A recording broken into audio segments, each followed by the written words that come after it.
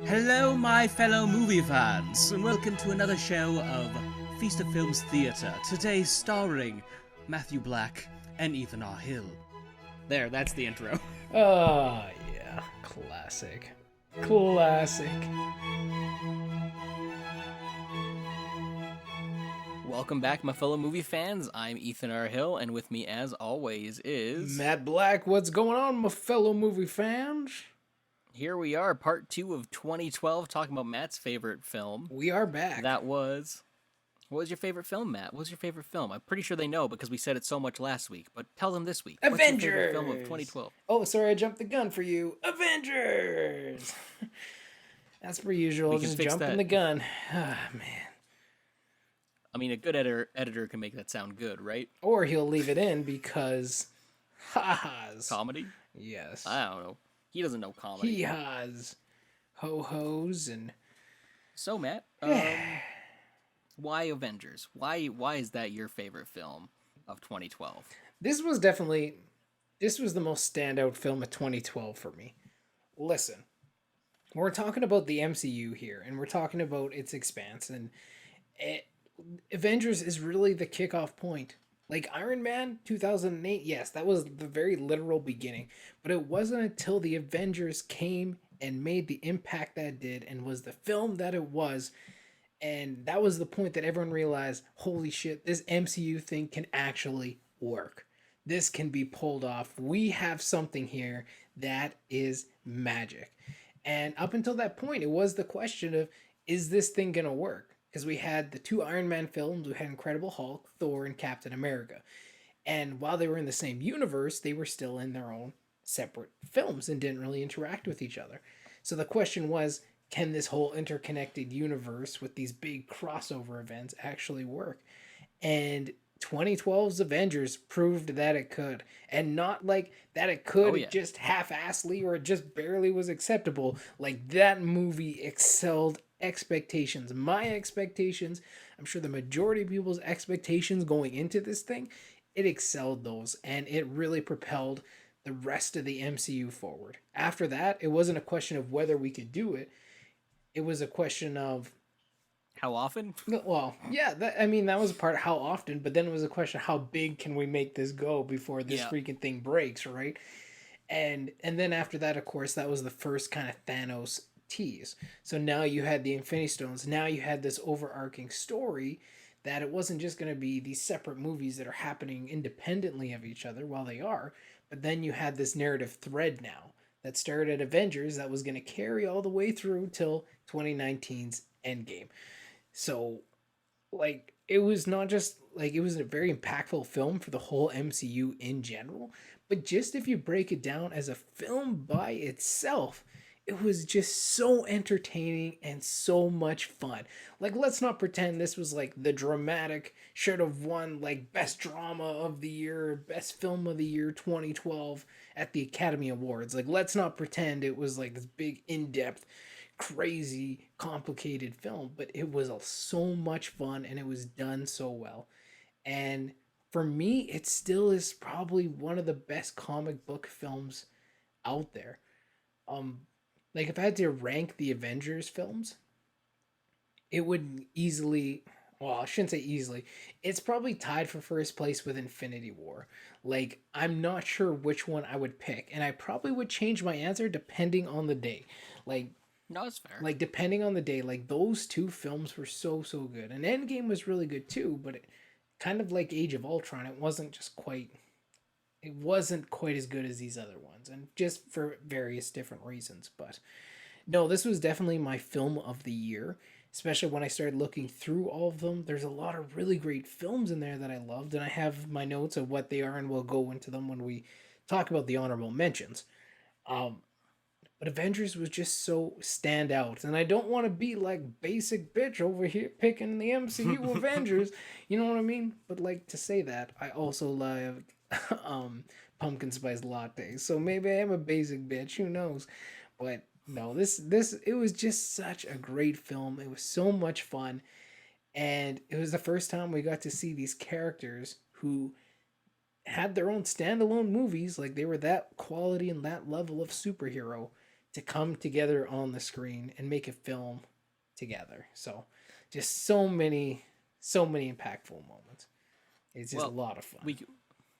We can be basic together because I love pumpkin spice as well, and I loved this movie. I'm really happy that I went back Basics for the win. and rewatched it. Oh yeah, and like honestly, dude, like I would even say like this. I wouldn't even say like this is like the kickoff point. I'd say this is the beginning of the MCU because yeah, it was an idea, and then this film happened, and you can tell it's really funny because when I was watching it and listening to the dialogue, watching how they presented things, you could tell when they made this movie they had no clue if they were actually going to be getting any more movies. Yeah, because if you think about how they handled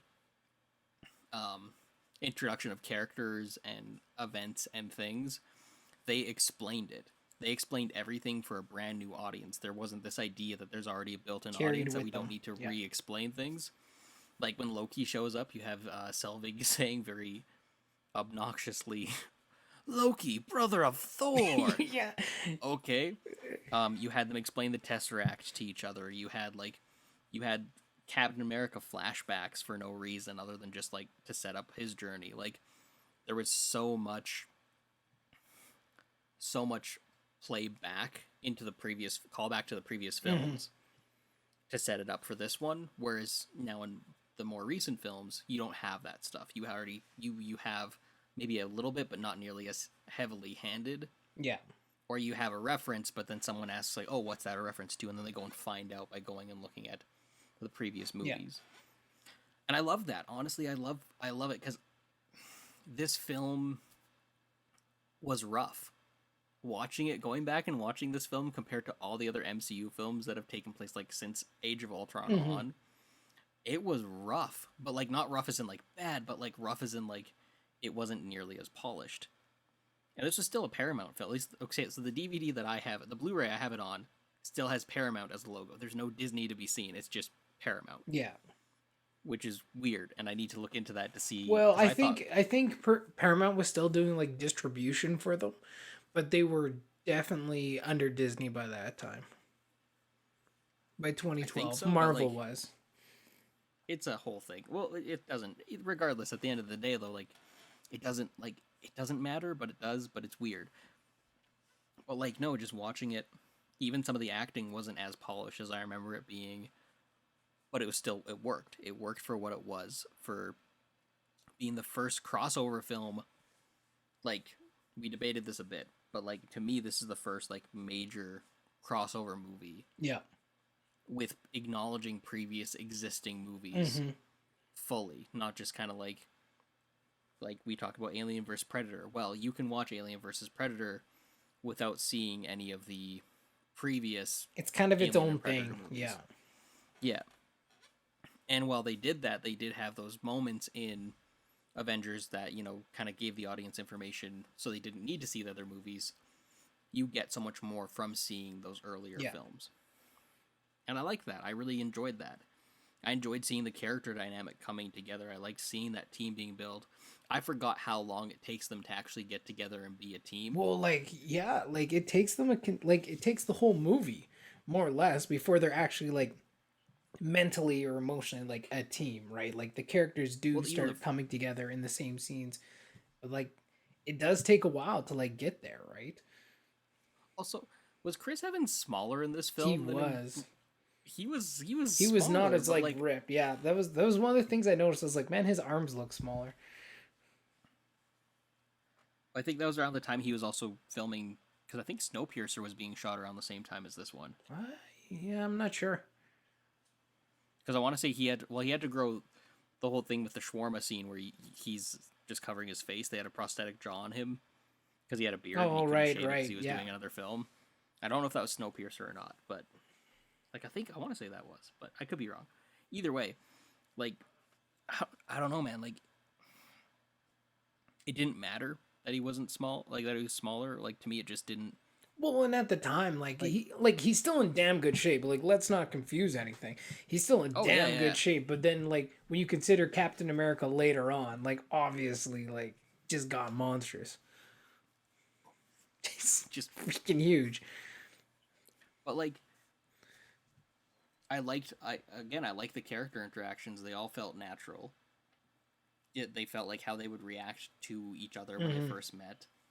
And you can see it's really funny because like going back, I haven't rewatched the old MCU films in a while. Yeah. This is the first older one that I've seen since Endgame. And like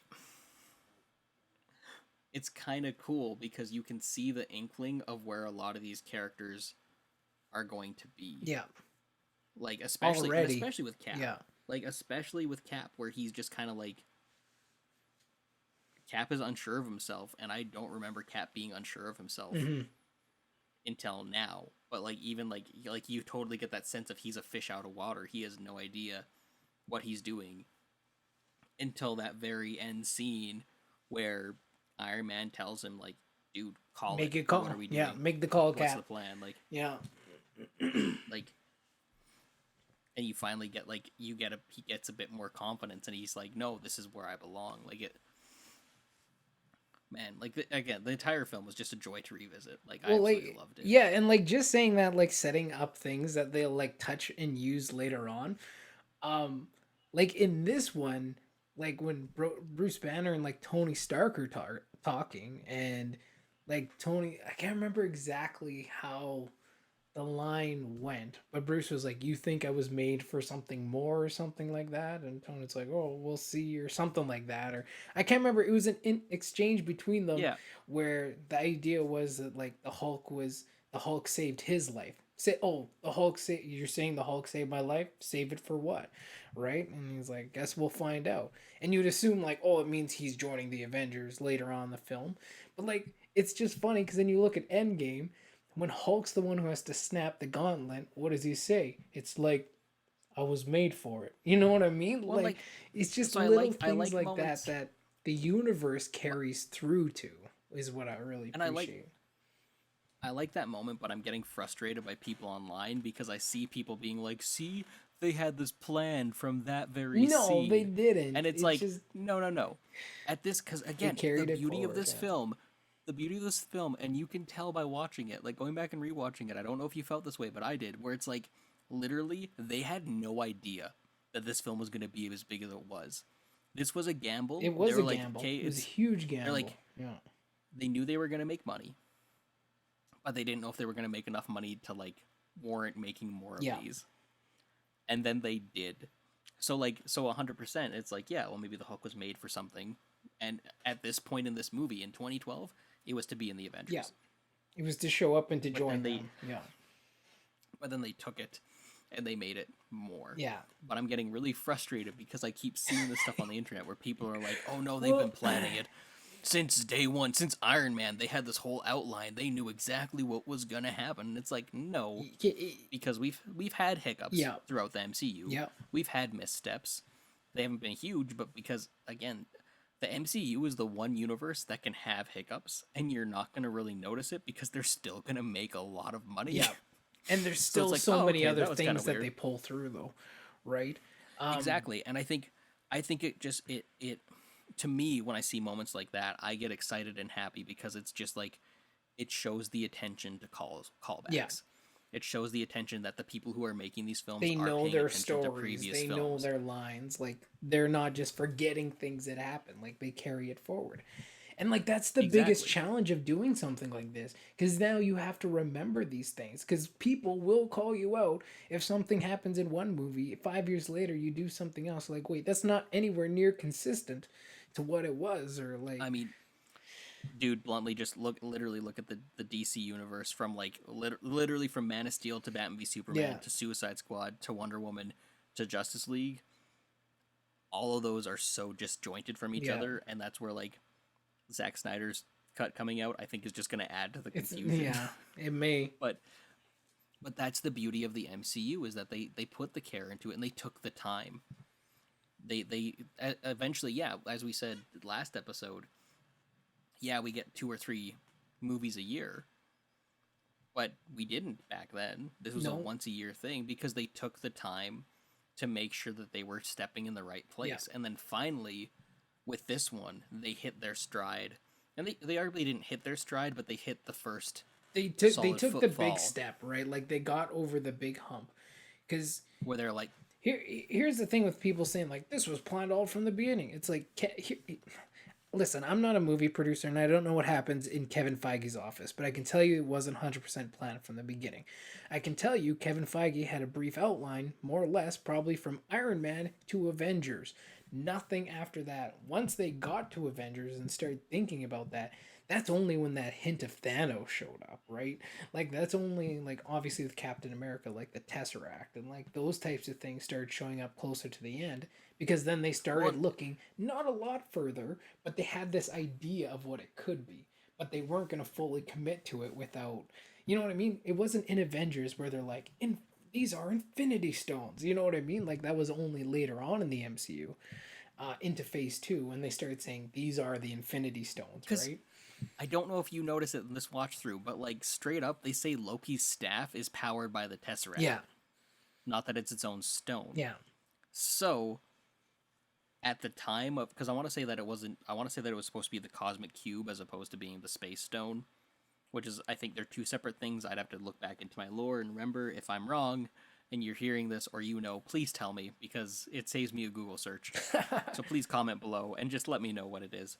But specifically, I know they're just guessing that the staff is based off it, but again, say that this film flopped, they could have just moved forward with other superhero films and just that was it. Well, even if Avengers flopped, right? Like if it didn't work, then it's like, okay, well, we don't need to push forward that direction. But because it did, then they had that kind of ammunition. And like going back to what you were saying too about it just being like them explaining things and showing backflashes, and it's like that makes sense too because the MCU didn't have the following up until that point, right? Like there was some pretty good movies and they made good money, arguably, especially for because comic book movies aren't comic book movies like they are today. Back then, the MCU was really like that was the thing that kicked all those things off, right? Arguably, X-Men and Spider-Man before that, they were the precursors to the MCU. Obviously, like there's no. But then it got silly though. There. Like if you look at the superhero films, like yeah, we had Spider-Man and X-Men, but then we also got Hulk, Fantastic Four, and Daredevil, and things got weird and kind of messy. Yeah. And the same thing happened with, again, Spider-Man 3 and X-Men 3. Yeah. So superhero films were dying, and then Iron Man Dark Knight came out. And like, man, because like Batman Begins came out, and that also was like a good, like, we thought that's where we thought DC was going to suddenly, like, win it. Yeah. And then Dark Knight came out, and they're like, yeah, it's still going to happen. But then Iron Man came out, and it's like, oh no, what's this? Like, what's this new thing? Something coming in. And like, the thing I love about the MCU is it just opened me up to so many new characters. Characters that I didn't really know about. Characters that weren't mainstream, right? Like, you had Spider-Man, Batman, Superman. Like, those are like arguably Wonder Woman.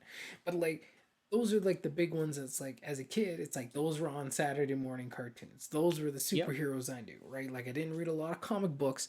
Those were the superheroes I knew. And getting to experience the MCU opened me up to so many different characters. That was like, I remember seeing the first trailer for Iron Man. I think it was during a football game that was on, probably one of the Grey Cup games. And I was like, who the hell's Iron Man? I don't freaking know. I was like, I don't know, whatever.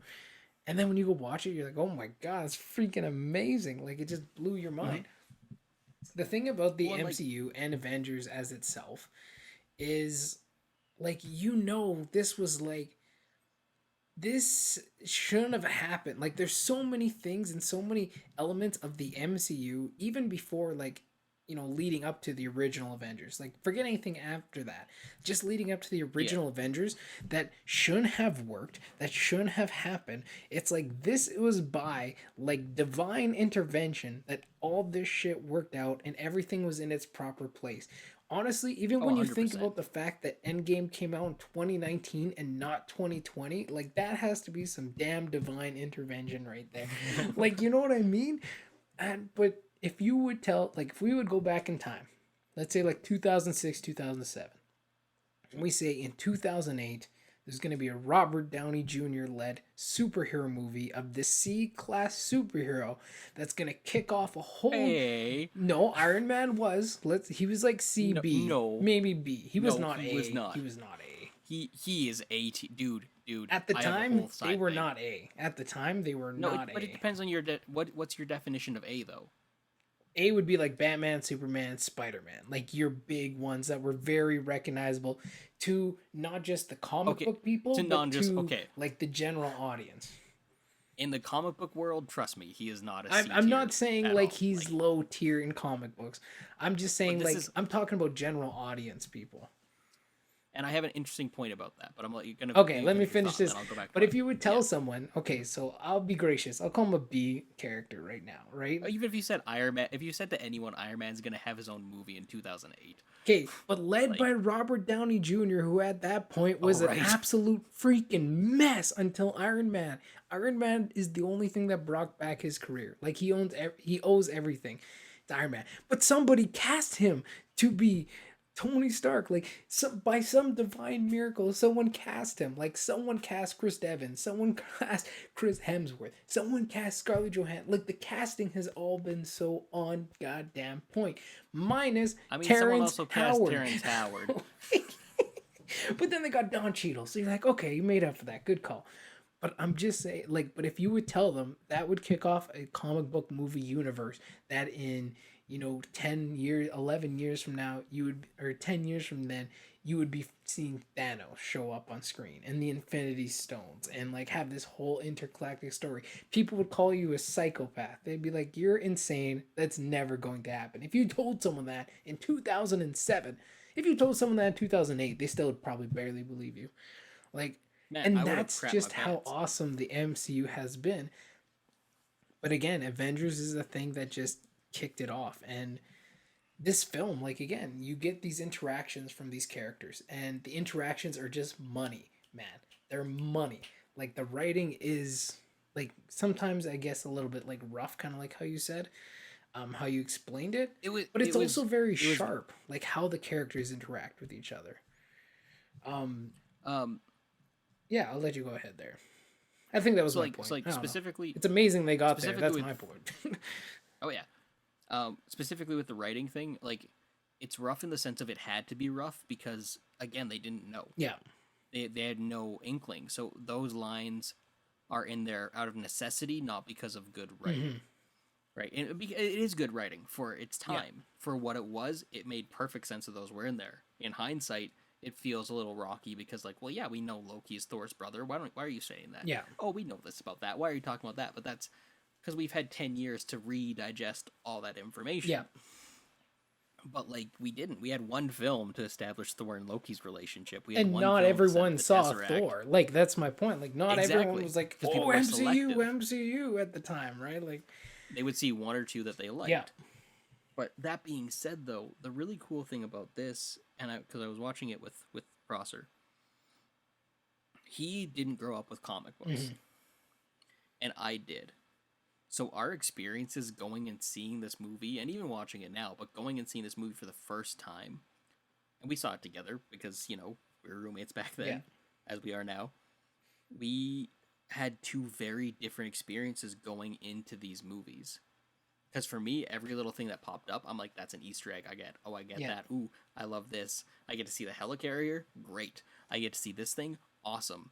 This is sweet. That first shot of them together in the city when they're like, it's circling Oh around man, them. dude, goosebumps, man. So like, as a comic book fan who never thought I would get to see this ever, Yeah. I'm pretty sure I teared up. Yeah. I was so excited. I'm pretty sure I was like visibly like, yes, like, ugh, so Yeah. great.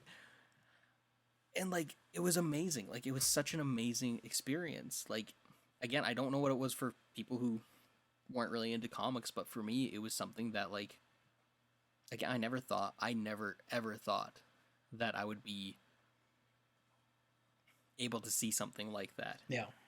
Like, let alone they'd never been able to pull off a good live action 2 superhero film. Yeah. Let alone main superheroes, like ones that I grew up of. Like, I was reading the comics, like yeah, like I have my dad's old comics from when he was a kid, so I got to know these characters through those, and then I started finding them on my own. Like, night upon night of staying up late reading Wikipedia articles about every single one of these superheroes, memorizing every little fact that I could, and I got to see them on the big screen was amazing. The only thing that was missing was Ant-Man and the Wasp, but that's because I was like, still am a bit of a purist when it comes to like, I want that original team together, and Ant-Man and the Wasp We're part of the original. For some reason they brought in Black Widow and Hawkeye, but also, like, I like Black Widow quite a bit. I like Scarlett Johansson as Black Widow. Jeremy Renner as Hawkeye does not get nearly as much love as he should, but he is so good. Yeah, in that film he got robbed. Let's see.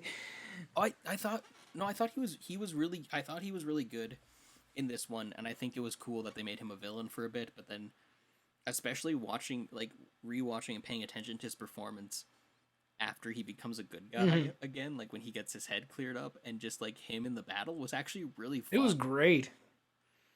And then also knowing how he is in Age of Ultron, is you see that sarcasm coming through even more, which is just it's still one of my favorite ones, Age of Ultron, when like Quicksilver tells him, like, ask him to keep up or something like that, and just like no one would ever know. Yeah, just take him out, man. Well, like, no, like even like the interactions between Steve and Bruce, I didn't pick up on until this time, where it's like they're two sides of the same coin.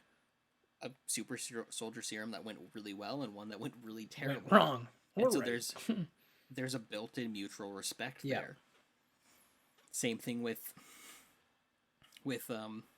Tony and Banner. The intelligent side of it, there's a built-in mutual respect there for like their brains. Even with Cap and Tony, like, yeah, they disagree on how to do things, but at the end of the day, they agree that the right thing needs to be done. Yeah. So there's that built-in mutual respect there. And then adding Thor into the mix, like, even he was good. And this is like the first time we actually got to see, like, I mean, like, we got glimpses of fun Thor in the first Thor movie, but not like a lot. But like we got glimpses of it. Whereas this one, we still got a little bit more. Yeah. But he's still very much like, brother, I must. It's very Shakespearean. Serious, yeah. Those two were together. And that's kind of the way Thor was for, like, you know, that was the first kind of idea of Thor.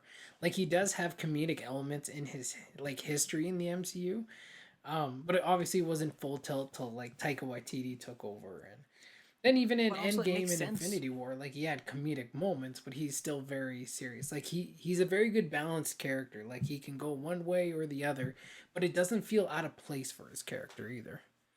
Well, and it makes sense, especially when it comes to dealing with being more human. Yeah. In the first 3 films that he's in, he's not. He's still a god. Yeah. He has no idea about what anything to do with humanity is, and then by the time that you get to Ragnarok, yeah, he's a bit more comedic because he's spent how much time with the Avengers now, so he has a bit more even in Age of Ultron, he has a bit more in touch with them. Yeah. And then by the time you get to Infinity War and Endgame, he's just so beaten by everything that it's just he's not having fun. Like, he has like the most like heartbreaking arc in all of the MCU. Like, I don't care who you put it across, like, he has lost everything in the MCU. I mean, like, damn. I'll still argue for Star-Lord, but like that's just my okay, yeah, Star-Lord, his mom, but like Star-Lord still has Guardians of the Galaxy, right? Like, Thor lost Gamora, and I'm not okay with that. Yes, and I'm but she's gonna be back to some degree. I don't know that. But like, we just talked about this last week, Matt. They're postponing it. Thor lost his mom. He lost his dad. He lost Loki. He lost Jane in a breakup. Like, he lost Asgard. He lost his eye. He lost Mjolnir. Like, you want to go? Like, he lost his hair. Like, but he lost everything. He got Korg and Meek. Yes, Korg and Meek and Valkyrie. Like that. Korg and Meek seem like. And Fortnite. He got Fortnite. Regardless, Thor's had like one of the hardest arcs for sure. Like, he's had one of the roughest for sure. Hey, Heimdall. Cap? No, I mean, I I'm guess not Cap saying got I'm his not happy saying these ending. guys have had rose petals and or has just been shit on, but I'm saying like if you look at the events and what has transpired and taken place, it's like Thor has definitely had probably the hardest arc. And then like when he lost to Thanos and he lost half his people again, and then he didn't end up killing Thanos. Thanos did the snap. It's just like shit, man. It was like one thing after another. Like by the time he got to Endgame, there's a reason he's freaking 300 pounds heavier and drinking. Like, there's a reason for that. It's because he's just like lost everything, like at that point. So that was just really great. Like, I think his character arc was great too. But I guess, yeah, let's go back to the original Avengers before I get too carried away into like Thor and the MCU. No, I 100% agree. Like, I just, like, the first time I saw this film, and I wasn't like a comic book, like, huge enthusiast, I knew of some of the stories. Um, I knew of some of the obviously the characters from like cartoons, TV shows, and stuff, and then following the Yeah. MC. Like I was one of the people who followed the MCU up until that point because I was like, damn, these are at least fun movies. Like I don't know what's gonna all end to, but okay. But like that experience, even for someone who wasn't like a diehard like comic book fan or enthusiast, like the moment they all come together and that camera circles around, like gave me chills. When I saw that, I knew like this is the money. This is it right here. Like I knew I was gonna be a That's the diehard. moment, I right? knew that was gonna be diehard MCU fan. That was it, man. That was it for me because I was like, this is the moment, and I was waiting for that moment to show up again in like Age of Ultron and stuff like that, but it never really did. Like it kind of didn't, but like that original Avengers was just so well done. And I I appreciate just how like it took time for those characters to come together. It took time for them to build. Their relationships were a little bit rocky. Like it would have been disingenuous to have these characters come in and them all be and just like, get along. "Oh, guys, we need to all get along and stop the bad guy." It's like because that's not who their characters are, right? Of course, there's going to be egos. Yeah. Of course, there's going to be headbutting. So I just loved that for the majority of the movie, they were just fighting each other. Like the Avengers just fought each other for the majority of the movie until the end. And, dude, the cinematography, anytime that they were fighting each other or anytime they were arguing, like the cinematography in Yes. this movie needs to get a shout out. Yes. Because, like, there were some beautiful, weird, unique shots that you don't get in the MCU anymore. Yeah. You get very much more traditional, it's the same kind of thing. But, like, just even when they're arguing in the room and, like, it goes upside down, like, behind the scepter. Yeah. Like, that's a great one. You're like, all so petty and tiny. tiny. I just man, like, realized that the they're scepter weird. was totally influencing everyone. For whatever reason, I didn't catch on to that last time, but like it was like, oh. Well, if you if you go by the original meaning, it would be that, oh well, Loki's powered by the Tesseract. He's controlling the scepter. The scepter's connected to Tesseract. He was probably messing with them. But with the expanded knowledge now that we have, it being the Mind Stone, It makes even the more Mind Stone sense. was probably exactly. But like, but it was just so good. Like, and I'm sorry, I know some people have crapped on the Hulk for his whole like I'm always angry and stuff like that. I love that. That was a great line. I love the fact that anytime he's tried to kill himself, he can't because the Yeah. Hulk will save him. Playboy genius. The stuff they billionaire. were allowed to do with the Hulk in this Yeah, made me so happy. And I like the Incredible Hulk. I really enjoy that Norton movie. me too. I think it's fun. It's not perfect, but I think it's really fun. And I It was genuinely- better than I'm the one that came out before. Hands we don't down. talk about Eric Bana. Yeah. The only things I talk about with the Hulk is like I briefly talk about the cartoon a bit, but like the big ones that I really like is the Bill Bixby like 1970s not cartoon live action show. I grew up eating that stuff up. Like it's Lou Ferrigno in like green spray paint, but like still so good. Yeah. Like I love it. but like man, like it I'm excited for more Hulk movies. And apparently Universal is game to work with Disney and actually produce Hulk movies now. Oh, we'll see how it goes. So I'm fine with this. I'm good. I would love more Hulk movies because I love the Hulk. Well, and of I course, love Bruce Banner. in this film too, this is where we first got introduced to Mark Ruffalo as Bruce Banner, right? Mark Ruffalo. Oh, yeah. Have you ever seen that? No, Have you ever seen the Mark Ruffalo? I'm gonna send you after. There's a. I'm like, I don't know what you're doing there, but okay. There's a remix. There's a remix of Mark Ruffalo getting interviewed about the first time that they announced Yeah. him, and the way Robert Downey Jr. announced him was by saying and reprising his role as the Hulk, Mark Ruffalo. And then Mark Ruffalo telling the story, he's like, yeah, and then the audience was all like, yeah, Mark Ruffalo, huh? What? And someone took that sound clip Yeah. and remixed it into a song, and it is one of the greatest things on the Wait, internet, Mark and I Ruffalo. love it so much. That's so great. Yeah, and like, the thing is for me, when they announced that they recast him, like, I was bummed out because I'm a fan of Edward Norton, I like his acting, but also, like, I didn't bat an eye, because recasting people in movies was kind of just like, well, they had already done it with Don Cheadle at that point. And, like, the idea of having someone be more important than the character was bizarre to me still. Yeah. And, like, to a point it still is to this day. Like, I feel like majority of people and characters can be recast. It's just the audience has to be open to it. Yeah. And it has to be handled. It depends also the context of the recasting. Like what we talked with Chadwick Boseman and Black Panther. That's a more delicate situation, right? But like, I mean, they recast like none of the previous Batmans passed away, but they recast Batman how many different times in the same series, and no one batted an eye, because Batman to Batman and Robin, that's all in the same universe, right? Like, you can do it, it can happen. People just need to be more willing for that to happen, but unfortunately, especially nowadays, that's with how fandoms are, that's just never gonna be how it works. Yeah. It's tough. Like, well, especially when you got the MCU, right? Because it's not like, oh, they played that character in one or two movies. You're talking like years and years and years and years of these people playing these characters, right? So they become like so connected to them.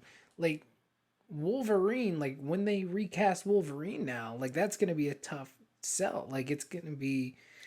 See, I don't think it will, because it's going to be a whole new X-Men. That's true. Like, you know what? That's true. That does change things up, because if you're gonna recast, you kind of got to change everything. Yeah, dude. In all honesty, that was Fox's misstep. Is they should have recast Wolverine in either First Class or Days of Future Past. For that new group. They should have done that. But Hugh Jackman is pretty great. He's a fantastic performer. Hugh Jackman. Yeah. I think he's phenomenal, and I want to see him in more things. But he's already in a lot. But like, you if you tell me Hugh Jackman's going to be in a movie, I'm not going to say like, oh, I don't want to see that movie. Yeah, that's true. Like, dude, I didn't care for Greatest Showman, but I still loved Hugh Jackman in it. Like, because it's Hugh Jackman. He's just wonderful. That's why I'd love to see him. I'd love to see him incorporated somehow into the MCU. I'm not saying as Wolverine. I'm cool with him being anybody. Yeah, depends if he still wants to do this whole superhero thing. Like, that's kind of like... I think as long as he's getting a paycheck and having fun, he doesn't care. Yeah, he might. You never know. Like, go ahead. Also, dude, like, I'm sorry, I'm jumping back into Avengers here. Well, that's what we're supposed to be talking about anyway, so it seems fair. The score for this first one was also on point, oh, yeah. too. Like, well, obviously, honestly, man, where we got our Avengers theme from, right? Like that from this film. Well, like, they were smart enough to bring, dude, because out of the original Avengers, who would you say has the most iconic theme? Probably Captain America.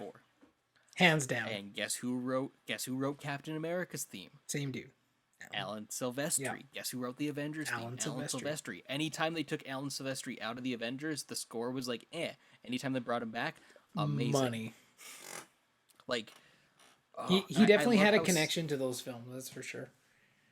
Well, and I love how similar, like, would you say that, to you at least, would you say that the Avengers theme is similar to Cap's theme? I would say it's no. I would say, like, if you're talking like instruments or like certain like there's certain parts in Cap's theme that obviously stand out, right? Da da da da da da, or like I can't remember exactly how it goes. That's pretty well close to it. But the Avengers is very unique, right? Like bum bum bum bum bum bum bum bum. But you can see them. You can see them tying together Somewhat really like well, though, they right? can flow together. Actually, what theme I found so incredibly close to Avengers it still throws me off is Guardians of the Galaxy. Bum, bum, bum, bum, bum, bum, bum, bum. Like it just But I does love like it. different jumps. No, I'm not saying I hate it. I love It's it, so good. but they're so close. Like that was the only one that I was like, that's damn near Avengers. Holy Well, shit. that's honestly though, that's where like a part of me low key feels like Infinity War and Endgame shouldn't have been called Avengers. It should have just been Marvel's Infinity War and Marvel's Endgame. Or something like that. Yeah, the brand is strong. I think they could have got. They got the brand. I think they could have got rid of the event. Dude, at this point, Marvel can release Marvel's anything and expect $1 billion. And people will show up. Like 100%. Like they don't, no trailers, no posters, no behind the scenes. You know people are gonna be like, especially for those like, big tentpoles. Well, I mean, I think that's gonna be the next power move they do. Even for like the Star Wars franchises too. No trailers. it's just nothing, gonna show like, up maybe a one day. poster, and just like, hey, here's like. I was even saying that for Rise of Skywalker didn't need a trailer. They could have just been like Star Wars Rise of Skywalker, and then just like the date, and then people would have shown up. Yeah, probably. Like, and then people would have been like, well, no wonder they didn't make a trailer. I mean, fair. But it's, again, that's the power of, right now, that's the power of Star Wars and Marvel. Well, it's like, it's the power of the brand, yeah. 100%. They could... The Avengers brand like, in itself is very powerful, like, in that Marvel brand, right, within it. Well, and I think it's the most recognizable name, it is, too. for the and, like, general again, audience, yeah. Well, and also branching out to global audiences, too. Like, Marvel might translate into different things, whereas Avengers, it's the Avengers, yeah. right? Like, it's... So, for me, I think, I don't know, like...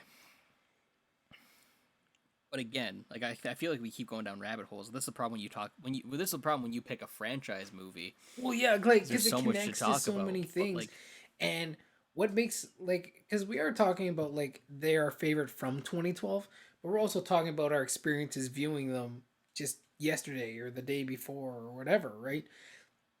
Like it's a different experience now because there's so much more context. There's so much more around it. It's not like this film's in a vacuum anymore. Like we have another 8, years to go, like of MCU films that really just add all that much more to this film. And that's what you find when you watch it. This film isn't any less because of everything that's come after it. In fact, they've made it more. It's honestly, again, the big thing that I miss after watching this one, the big thing I miss from a lot, I'm not going to say all, because like that would be disingenuous to say all Marvel films are like it. I do miss the individual voices that these films had. Yeah. Because they did, and like some do, but a lot of them have that Marvel high budget now. Yeah. And the cinematography feels the same, the action feels the same, the jokes feel the same. Whereas the first ones, they were all very different. And even like I think the first time we kind of felt that fatigue was with Iron Man 3 and Thor Dark World. It just kind of started to feel like, okay, so what are we doing now? Like they didn't know what to do necessarily after this one. And so you had that, and then they hit Winter Soldier, and that's kind of when that Marvel polish happened. Yeah. Well, that's when like the quality took another big jump up. Winter Soldier and Guardians of the Galaxy were another big jump forward. Yeah.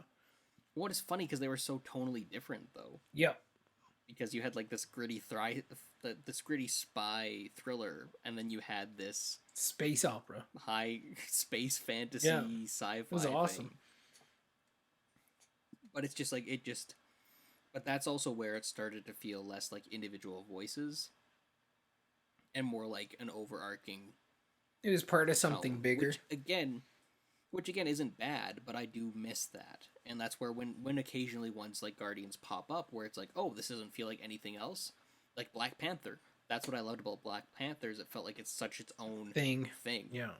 I could watch Black Panther and not watch Civil War, not watch anything after it, and still just have a great experience with that movie.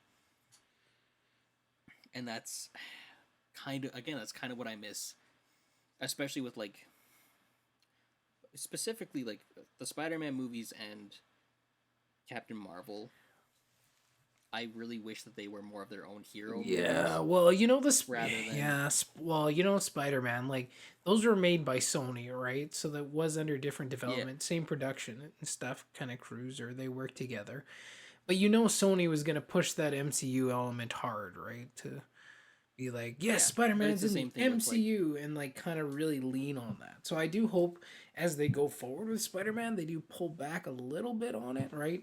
Like we don't need him to be Iron Man Jr. We just need him to be Spider-Man because Spider-Man is freaking awesome. Like as Spider-Man, like I well, like don't mind what they had going on. They just now they just need to pull back just a little bit, just a bit. well for me it's like I'm fine with superheroes, other heroes making appearances in other films, but that doesn't mean they have to be crossovers. You can have someone show up for a scene, like what they did with Doctor Strange and Thor Yeah, Ragnarok. I love that. That was just amazing. That was nice, quick perfect in there. because he doesn't have to be a main plot. But again, it would make sense that they would cross Yeah. over, and I'm cool with that. I'm fine with that, and that's kind of where I'd like to see it go, where we can get more of these individual stories, similar to how it was at the very beginning, right? I like that's what I'd like to see, and like this film just really reminded me of how much and why I loved the Marvel films right away. Hmm. Like, and I still do. I still really like them. I still have fun watching them. I'm just after 10 years, man, it's exhausting, but like so good. Like it's so good. Well, before Endgame came out, we had like an MCU marathon at our house. So like every weekend we would watch one MCU movie. So we started like Endgame came out in April or whatever. So we started back Yeah. in like December, November, or whatever it was. And like once a weekend, man, like we just sat down, like I had my mom, my daughter, my wife, and we'd watch like the MCU movies, right, in order. And that like it was a long trek to get there. Like once you got to Endgame, it was worth it, man. It was worth it. One of the other fun things about watching old MCU movies is if you're just into that type of thing, like if you kind of feel nostalgic or you're just like looking back to see what the past was like again, look at the technology that the old movies have. It's so awesome. Like the cell phones and shit people are rolling around with. Like it is Yeah. great, man. Like you're like, oh, I remember watching the first Iron Man 2008 and he has like the smartphone and it's like just a huge piece of crap considered to what we have today. And it's like, dude, man, it's awesome. Like, so if you're really interested in like watching technology or like that type of stuff progress and change, the MCU is a fantastic tool to watch things change and evolve on that kind of aspect because there is one literally every year minus 2009, right? So you really get a really good viewpoint of seeing those things change. So if you're interested in doing that, So I just that's definitely one of the I fun just parts of remember doing it. so one thing that always bugs me with a lot of the tech in the MCU is Tony's hologram. Like all of his holograms, and it happened at the end of this movie, and I've seen it happen in other ones where he'll just open a thing and then he'll just delete everything in the thing. And it happened at the end when they're like looking at him and Pepper open up like the Yeah, tower, and it's like you can tell that they don't know what they're actually doing or looking at because it was swiping like stuff. they opened up the tower and then they just delete the whole tower by the end of it and close it, and they're just standing there. I'm like, what? What was the point of that? And he does. It happens a lot in the movies. I never noticed that. I should look into that. It's. I wish I had funny. It's hologram like computers and all like so workspaces. you can just delete That'd be things. You slick. can just open things to delete So them. I could just like put on like a virtual Iron Man glove and be like cool as hell. That doesn't make any sense. No, either, it but, doesn't. Like, but it's cool, man. It's cool. That was the and point. at the end of the day, That was that's the all point. that matters. Yeah. It's sci-fi, man. It's just sci-fi, but it's fun. That's exactly Like, it. And that's this film. Like it's just loads and loads of fun. Whether you're talking about the storyline, whether you're talking about Loki as a villain who we haven't really talked about yet, but like what a villain he was. Like he was pretty solid in Thor 1, but like Avengers was like his, again boost into like MCU stardom. Like people are like, "Oh my god, we need more Loki." because he was like just dark and devious and savage, but so entertaining, so entertaining. Sad too, man. Yeah. Like you could see the sorrow in his eyes, where like, especially when like Thor is begging him to Come stop home. this, like right at the end, where he's like, no, it's too late. Like I can't go back now. This is it. Like I loved that. Like, man, Hulk smashing Loki is still one of my favorite things. Puny god, like that is one of the greatest moments.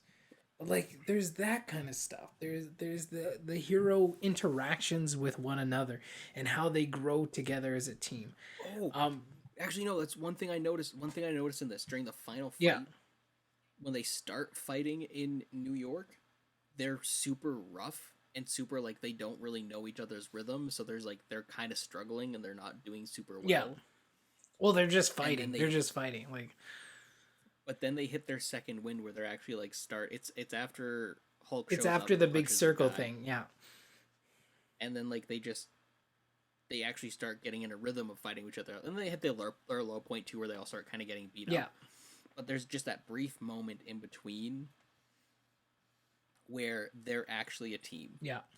And I loved that. I loved rewatching that. Like, dude, like it was so good to rewatch. No, that was one of the other points that I was thinking on too, because you never really get a full sense of that. Like in any of the other Avenger films, like just the way they did the cinematography for that moment, right? Like you have like or how they went from character to character, and you felt like they were all part of the same team, that they were fighting the same fight, but they were in different parts doing these fights, right?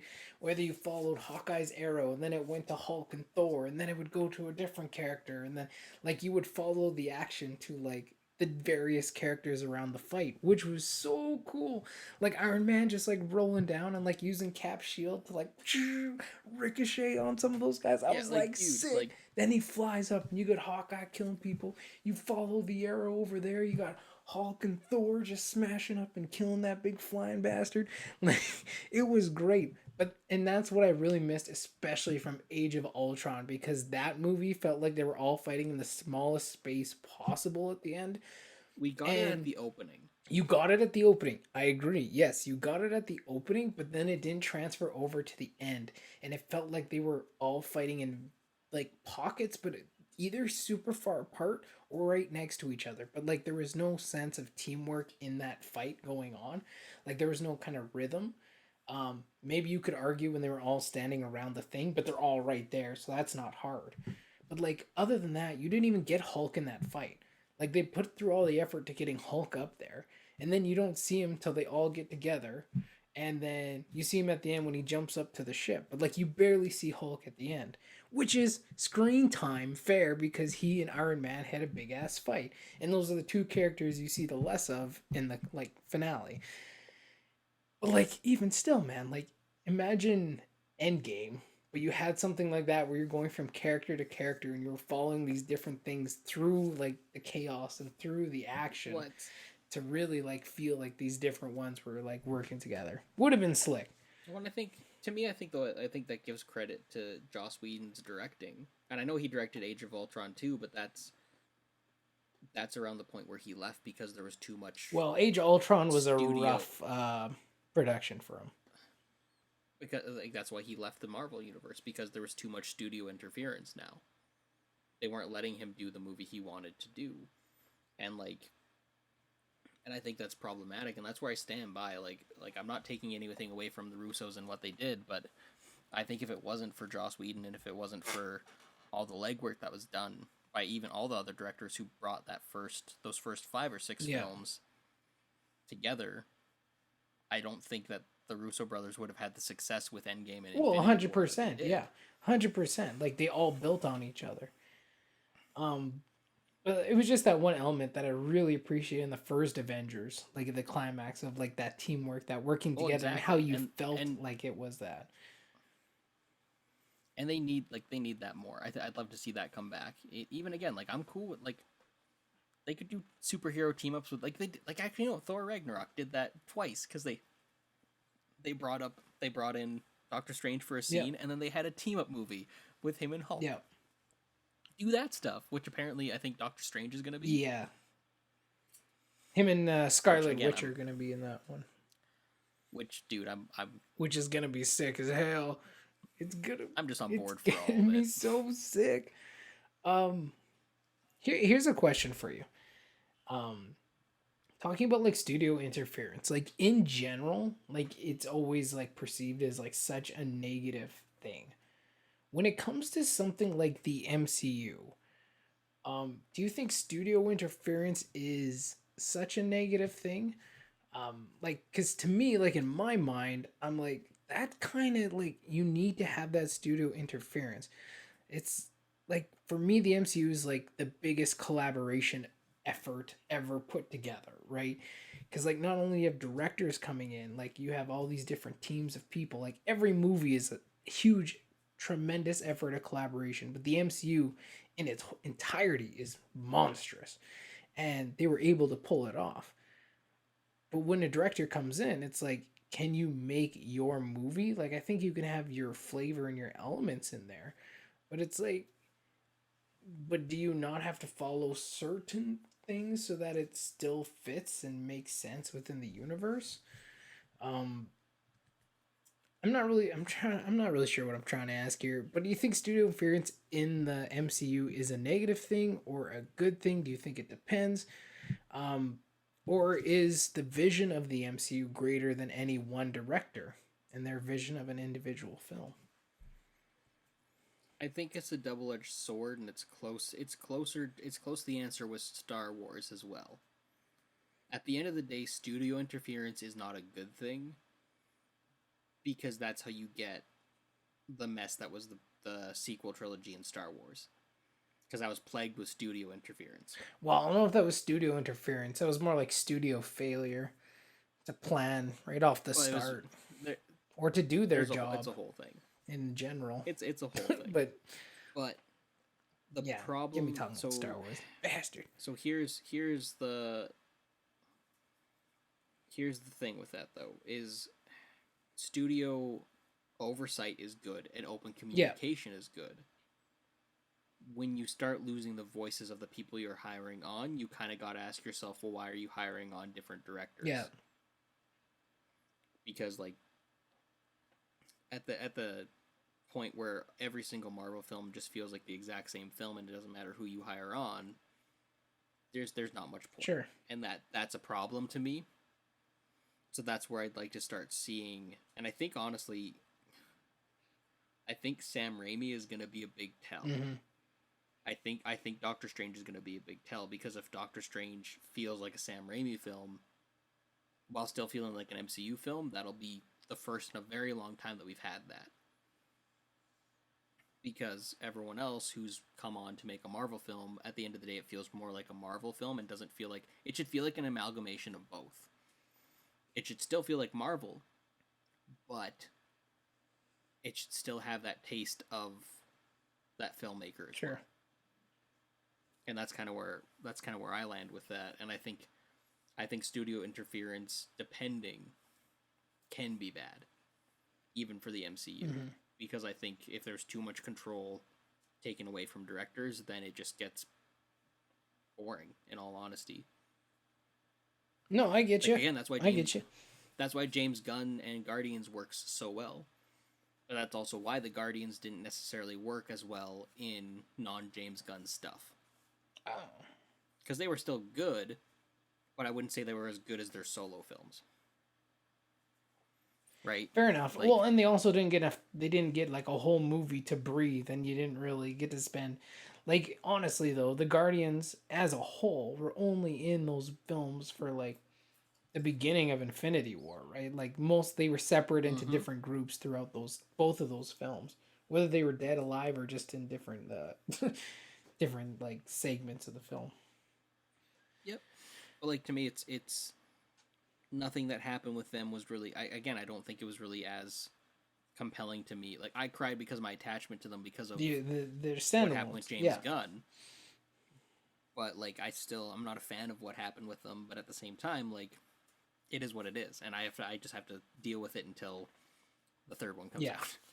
But But to me, I think that's where, again, giving a director their voice, because the Marvel or the Guardians films can fit in the Marvel universe Yeah. flawlessly, but you still have a director's voice. Same thing, again, I bring up Black Black Panther. Ryan Coogler, Yeah. there's a very specific voice there, but it still feels like a Marvel Oh, movie. Taika Waititi And while you're that's at it. You know what I mean? Like, it was such a 100%. Taika Waititi movie, like, hands down.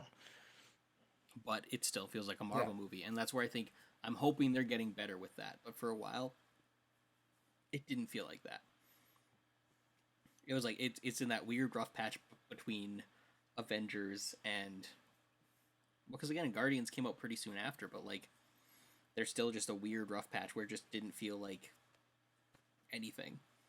So I don't know. I don't even know if that answered your question, but like I think Yeah, and my answer is there's not really a solid answer. I don't mean like studio interference, I guess, coming in being like, "Hey, f your whole idea."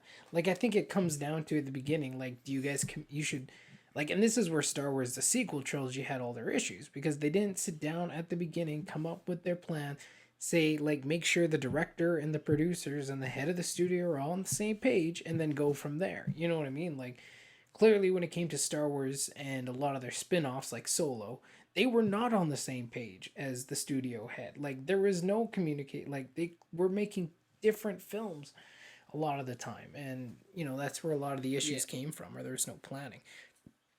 And I think that's kind of what we saw with like I think mostly for the MCU, Kevin Feige's been pretty good.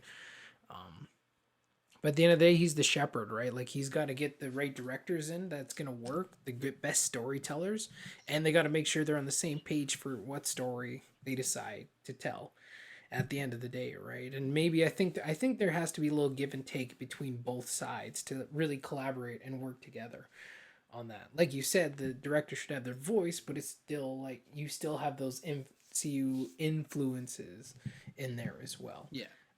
To keep it connected. No, that was interesting. Yeah. Anyway, back to the one kicked it all off. But no, Avengers. That was definitely my definitely my standout favorite film of 2012. When I left the theater, I was so like electrified. Like, that's the word, electrified. To see what was happening next. So, like, for me, like, even when I look through the others, I'm like, there are some great movies, but that was the most standout film of 2012.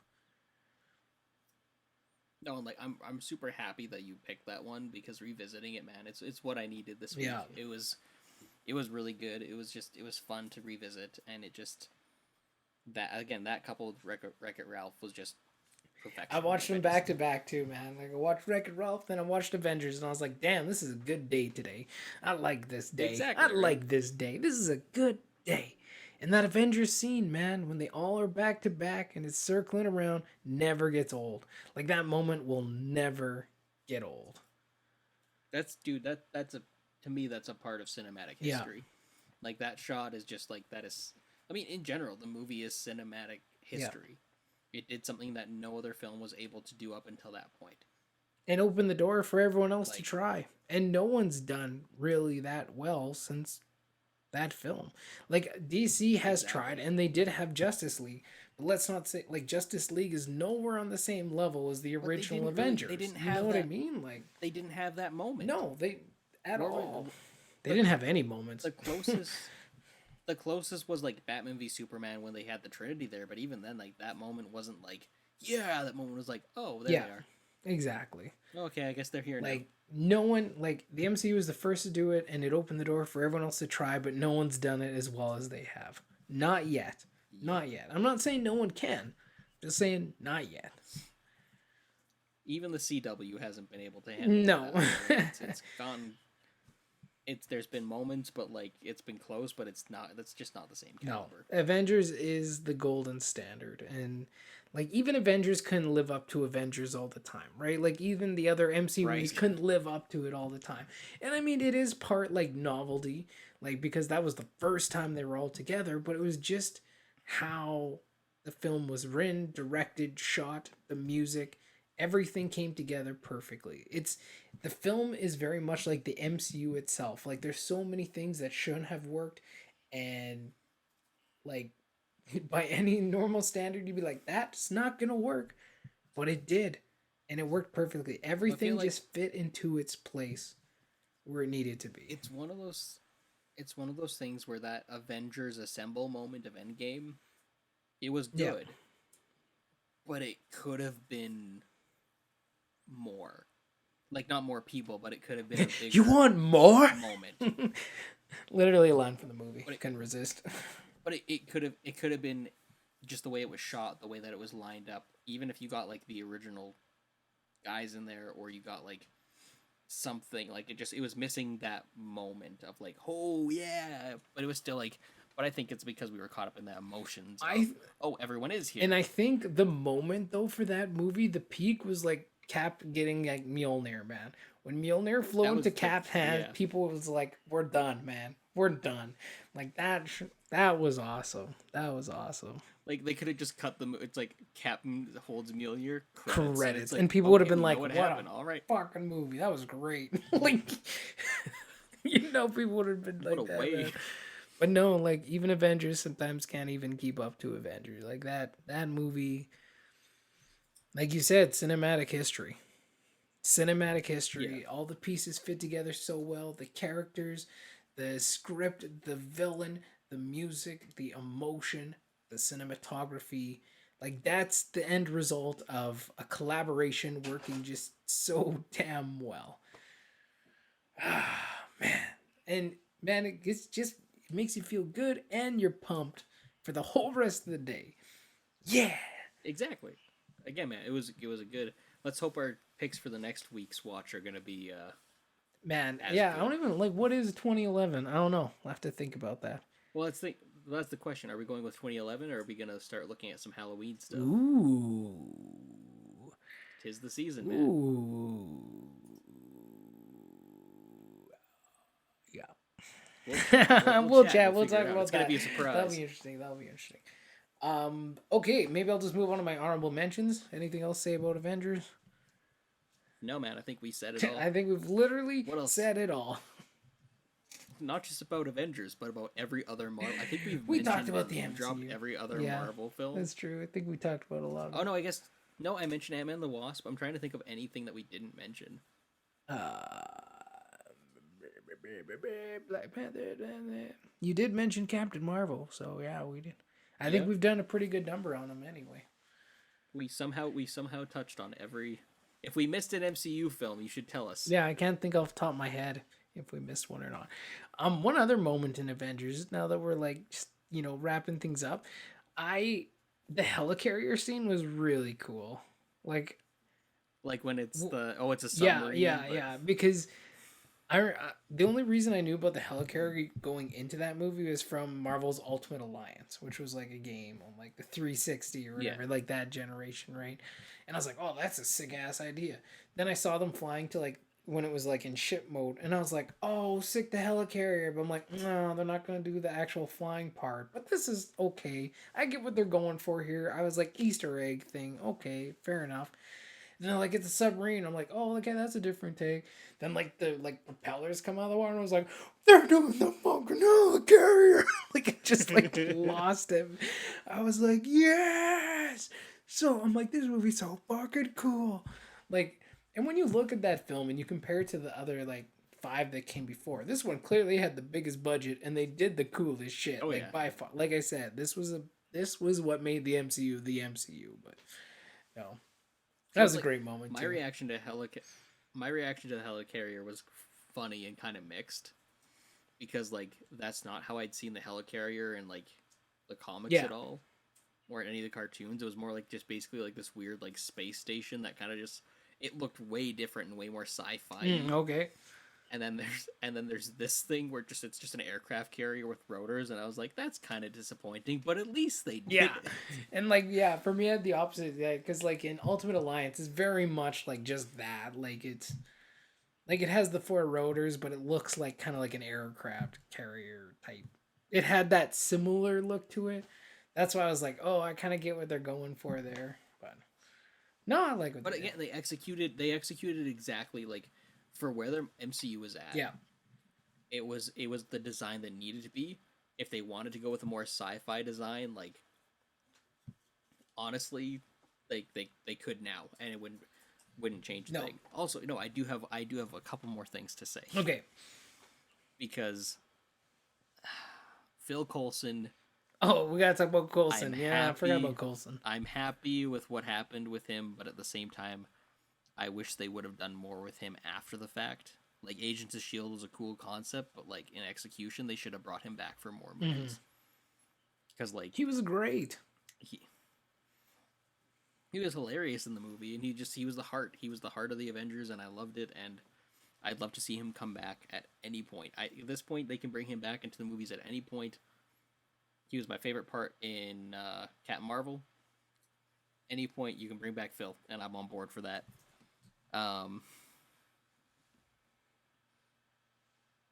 Crap, I think that was really the last thought that I had on it. It was just Phil. Get old Phil, Uncle Phil. That's a different. Damn. Yeah, no, that was it was a bummer when he died, because up until that point he was the glue of the MCU, right? Like, the only film he wasn't in was what, Cap and Hulk, but he was in the 2 Iron Mans and the Thor, right? Like, he was. Yep. And he was the first face of S.H.I.E.L.D. that we saw. Nick Fury came in at the end of Iron Man, but Phil was in, like, the main movie of it. That was my next point. I would love to see a movie in this new wave of MCU about, like, the rebuilding of S.H.I.E.L.D. And, like, how they put it all back together. Because clearly they've put together something, and it's like, no one really knows what you put together. I want that. I'm on board for that. I'm all here for that. They just need to bring back S.H.I.E.L.D. somehow. Interesting. Yes. How will they do it? It's a part of the Marvel. I don't know, but I don't care how. As long as they do it. And then we're all good to go, eh? Winter Soldier 2. There you go. Falcon and Winter Soldier. The reverse. The reverse Winter Soldier. Actually, shit, S.H.I.E.L.D. is good. What? Okay. Hail S.H.I.E.L.D. Well, that is, like, one of the weaknesses of the MCU too, just because it is, like, a film franchise, and, like, sometimes things just get resolved, like, very quickly without, like, too much, like, in-depth, like, looks at them. But I wonder if Falcon and Winter Soldier show is actually gonna have anything to do with S.H.I.E.L.D. Maybe it might. Who knows? So what's your honorable mentions, Matt? Honorable mentions. Let's see. Avengers, and Avengers.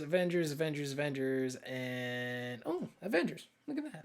Amazing. Oh man, I really like. Yeah, that was a great film. That was great. No, but seriously, okay. So this one came in, like, there's 2 that came pretty close second for me. One was Skyfall, and Django Unchained. Right. Yeah. 2 really, really good movies. 2 very different from Avengers, but 2 really, really good films. Different from each other, too. Yeah. All 3 of those were very different. But Avengers won out because I was like, God damn, I love Avengers, man. Okay, just put it into my veins. Skyfall, I don't feel we would have had as much fun. I don't think we would have had as much fun talking about Skyfall or no, Django. and I love Skyfall. They're like, I really love, like, that's probably my favorite Daniel Craig. I don't know, that and Casino Royale, very, very good. So yeah, I really like Skyfall. Django Unchained was just tons of fun, like, a lot of shooting, like classic Quentin Tarantino, man. Like, that's all you gotta say. It was very classic, super good. Moving on from those 2, Amazing Spider-Man was one. Dark Knight Rises was one, mainly for Bane. I really like Tom Hardy's interpretation of Bane. It really worked for me. I liked it. Did all the opposite things for me. I really liked Bane. Dude, if I wasn't just a fat dude, I totally would have been Bane for Halloween one year. But I'm pretty much just a fat dude, so I could be Fat Thor now, though. So when... Thank you, MCU. Yeah, no.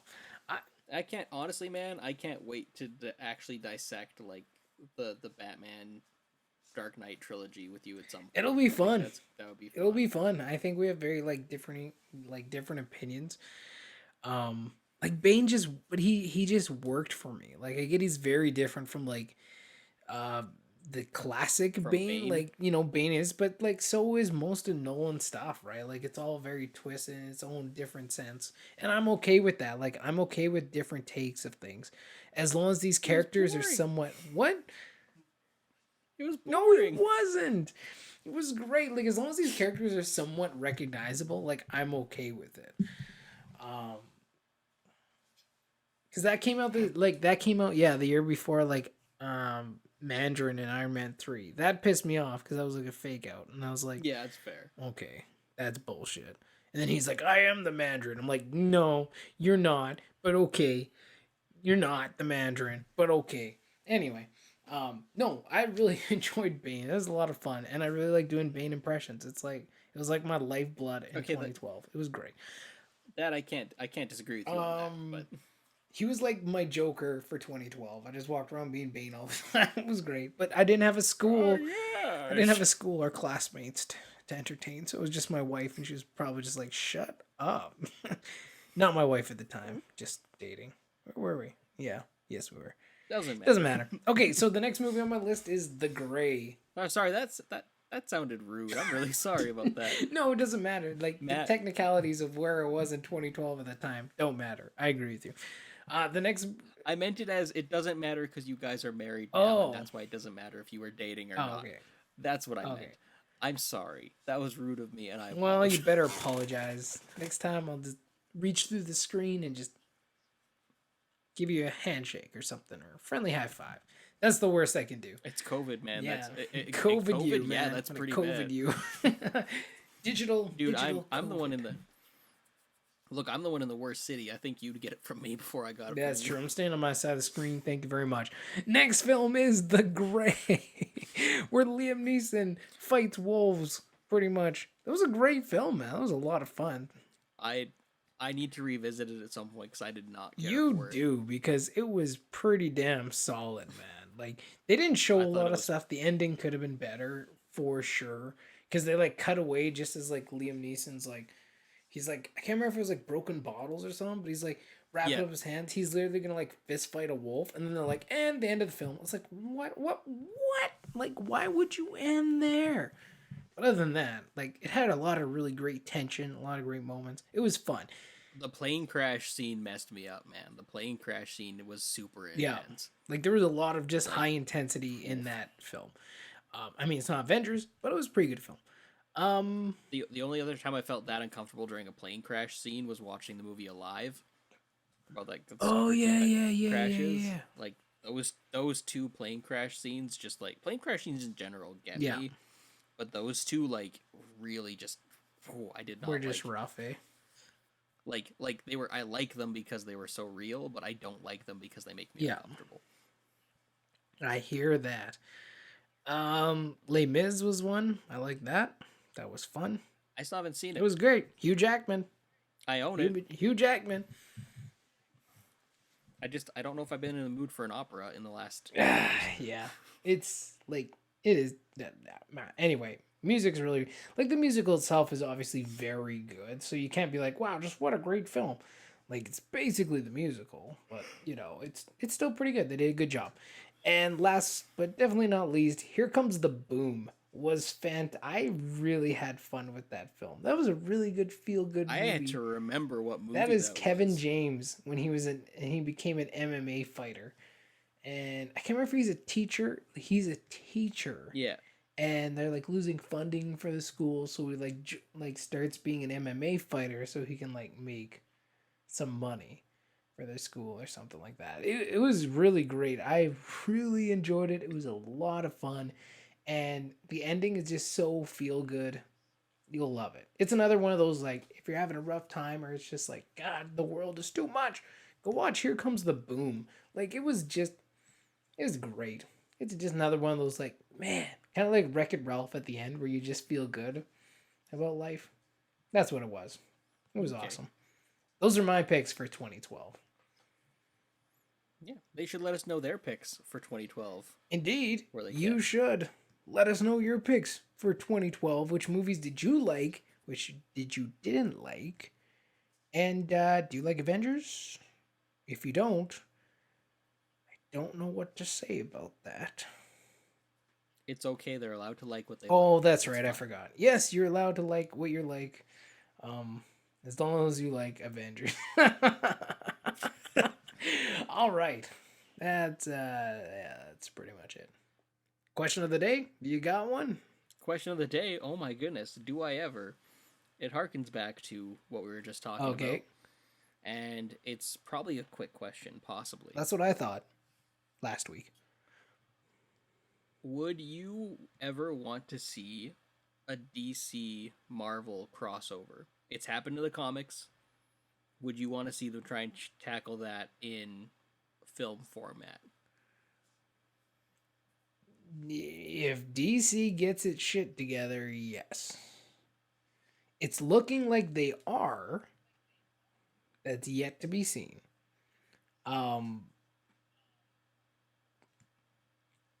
Maybe. Yeah. Man, that was a tough question. I'm very conflicted because I feel like that would make like a good like short or something, or like a short like one season TV series. I don't know if it would make like a really good film. Honestly, I think that it would be a really good animated movie. Yes, sure. You could get away with they a should lot do in animated, yeah. I think they should do an animate, even if it was like a small series or just a 2 hour animated feature Yeah. film. I think it would be great. I think it would just be fun to see those characters interact on a screen in voice rather than just on panel.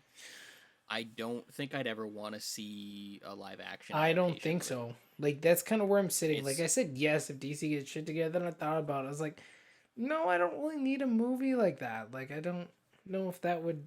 It's almost like it's too much, you know? Yeah. Like it's too. Yeah, like it'd be too much.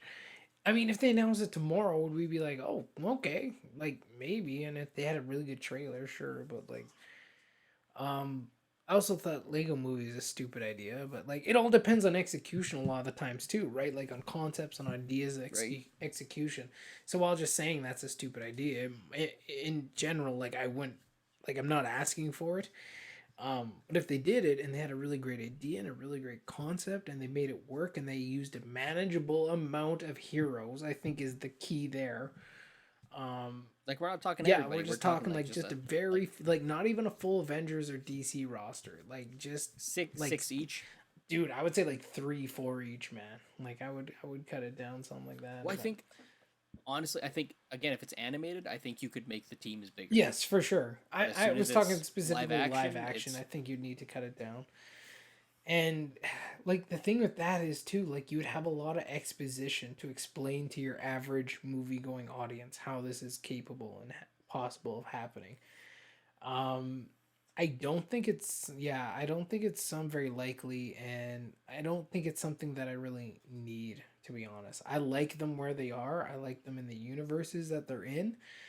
And like what DC's doing right now, they have a lot of their own standalone movies too, and I think they're kind of just starting to have fun with it instead of being so stressed out about being like, we need to be the MCU, but not. You know what I mean? Like they're just going their own way now a bit more. I'm still low key mad at them because they're trying to pull this whole like, hey guys, guess what? We've always been a cinematic universe like that because thing? we're Yeah. gonna set that up in Flashpoint. I'm so mad about that because it's like, no. Yes, you know who the first cinematic you know who the first cinematic universe was? It wasn't Marvel. It was DC.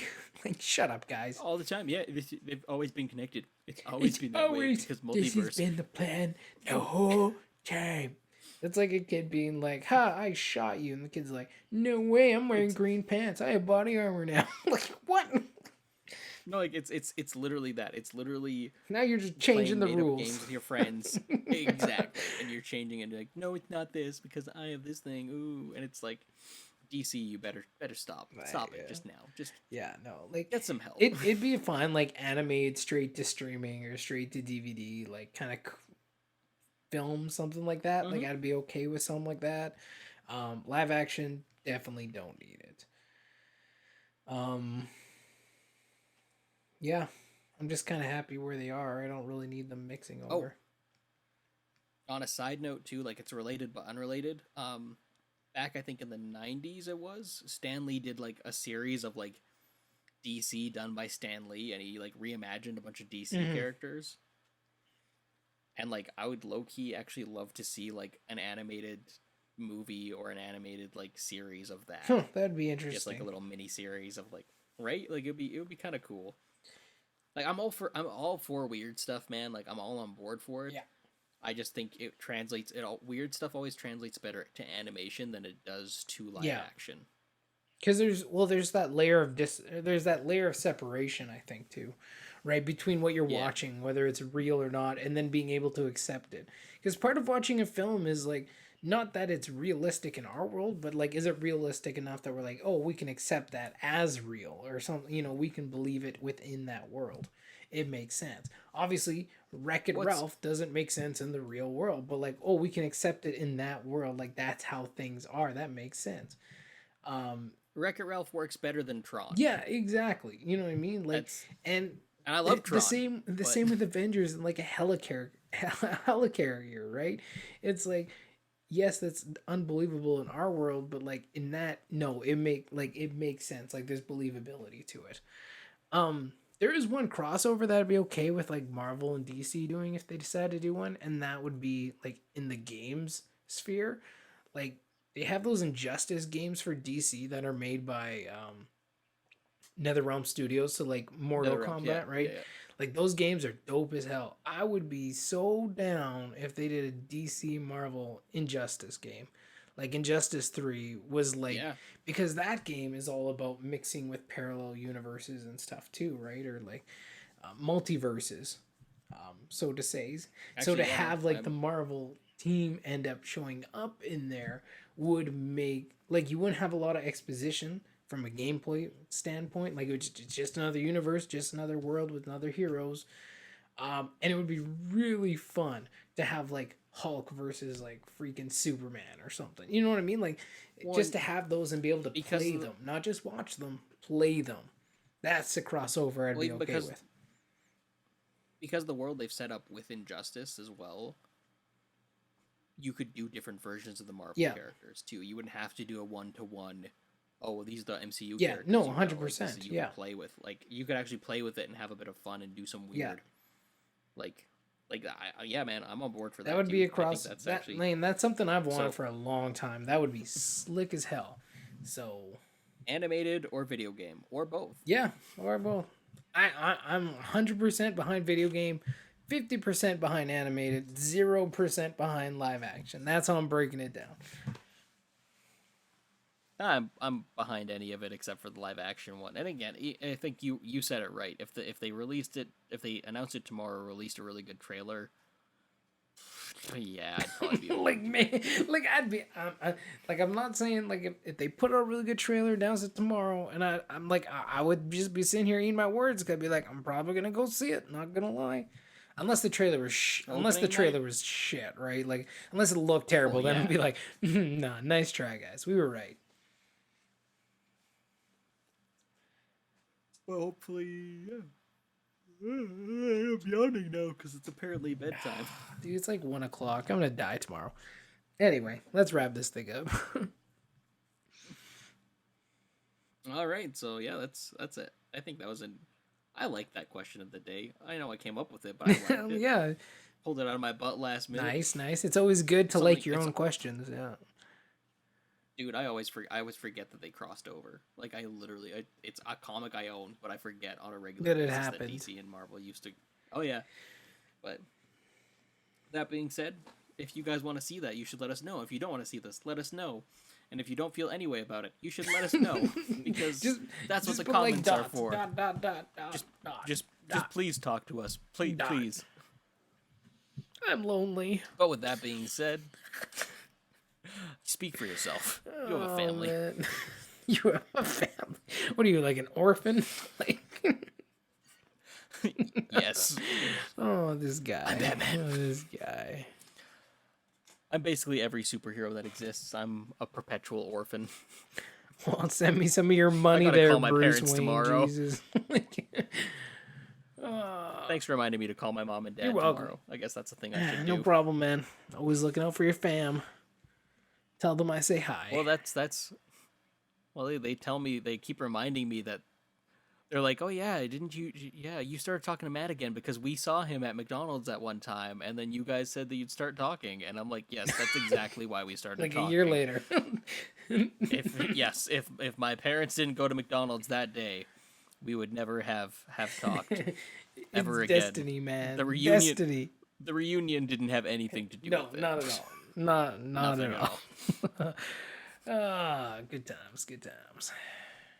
Well, it's time to wrap it up, Matt, and say goodnight to the good folks, or good morning, whatever time this I is at. agree. All right.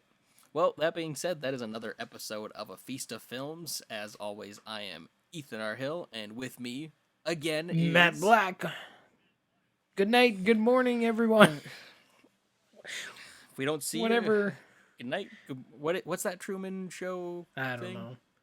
If I don't see you, that's one I gotta watch again. Wherever you find yourself this day, good whatever. Have a good night, everybody. Yeah. We'll see you later. Bye-bye. So long. Toodaloo.